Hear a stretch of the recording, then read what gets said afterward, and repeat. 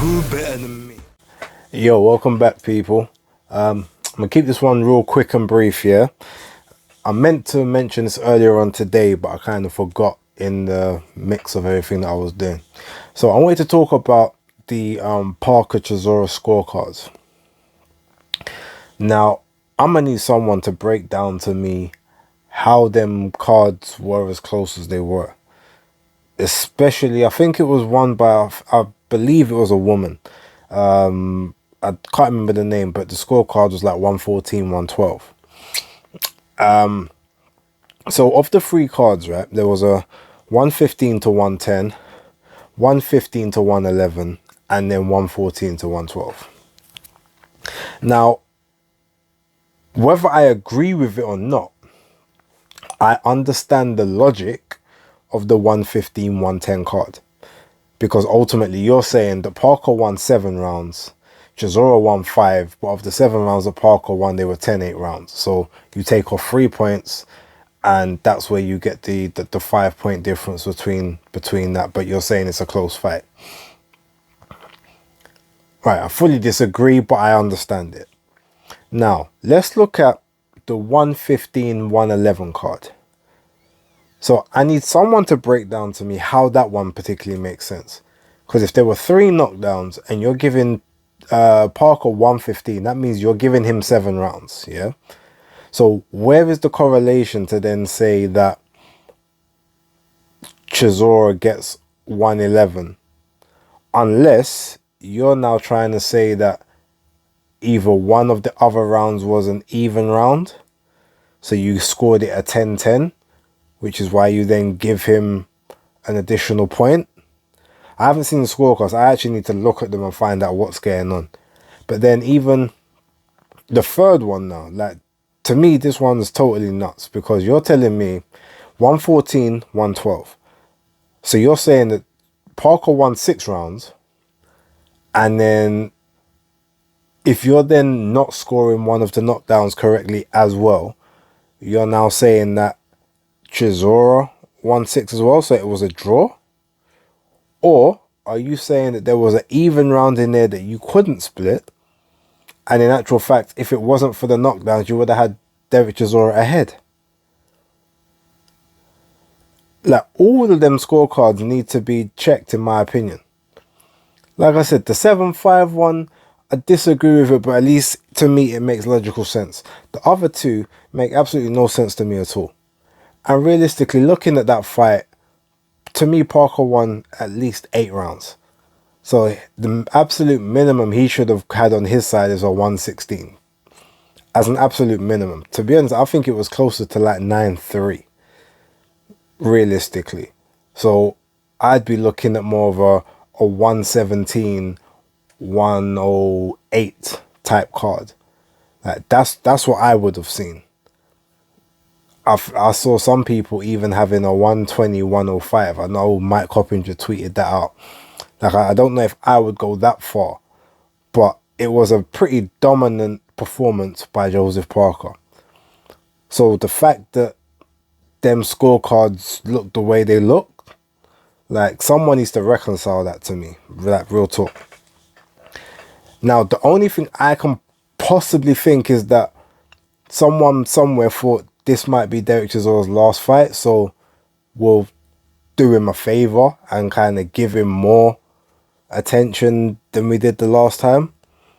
Or maybe someone feels that he got robbed, or he was a little hard done by in the first fight, so he was trying to be more lenient in the scoring on the second one. I don't know. Like I said, I need it reconciled to me, but I needed to come on here and just state this because I meant to say it in the other video. Like, I don't understand how them scorecards were as close as they were, especially the 114, 112 one. Like, that was some bullshit. Like, real talk. And whether the right person wins or not, I'm sick of, like,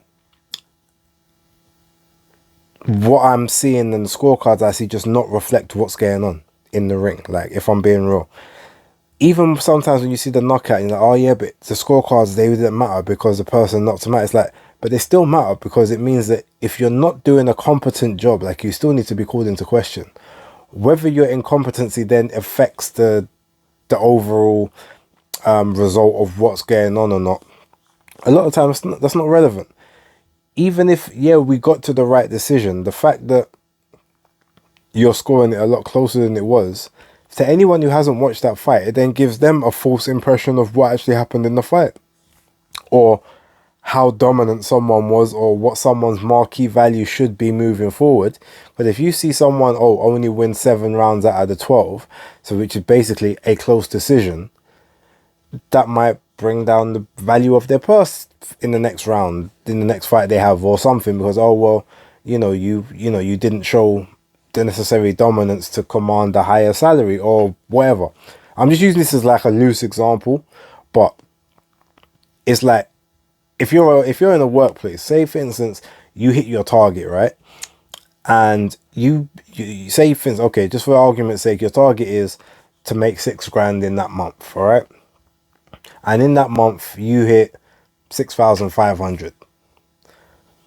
Okay, so 6,500, you've hit your target, you might get your bonus, or however your company works out their metrics, yes, but you'll get something, but it's not going to be that great. But if you then, your target 6,000 but you make 9,000, realistically your bonus is then going to be higher, right? Because whether you're taking a percentage of that or they're looking at you performance related, you're going to get better commissions or better bonuses or better incentives based on the level of performance you're delivering. So if you're delivering higher, you get higher, your marquee value goes up. If it's a case that it looks like you just scrape by, you're not going to be getting the same deal as the next guy who's skyrocketing. So like I'm saying, even if someone is winning these fights, if the scorecards aren't accurately reflecting what's going on, that must hinder people moving forward at some point. And I'm just tired of, whether it's in the UK, whether it's the US, whether it's Uzbekistan, Ukraine, like, Kazakhstan, Russia, I don't really care. I just want more consistency. I feel like there needs to be a metric similar to how BoxRec used to be before the algorithm like totally fucked up. Like there needs to be some kind of universal metric to scoring how a fight looks.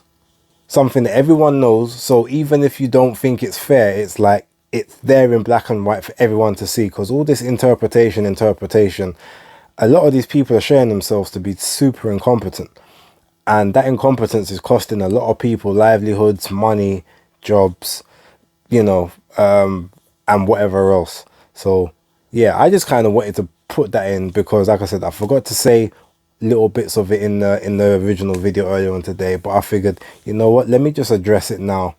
I've been out, it's my cousin's birthday, shout out to my cousin Daryl. I've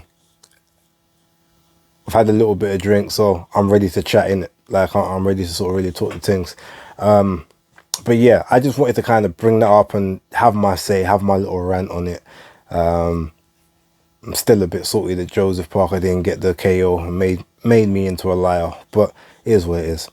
Anyway, you know what? I'm gonna leave it there. This is like a little amendment to the previous video, so it's nothing major. But salute to everyone. Hope you enjoy and have a very productive Monday. Starting off this Christmas week coming up. If you're still at work like myself, then I'm not going to say don't work too hard because management might be watching the videos, I don't know, but just do the essentials, don't stress too much, and enjoy the period coming up.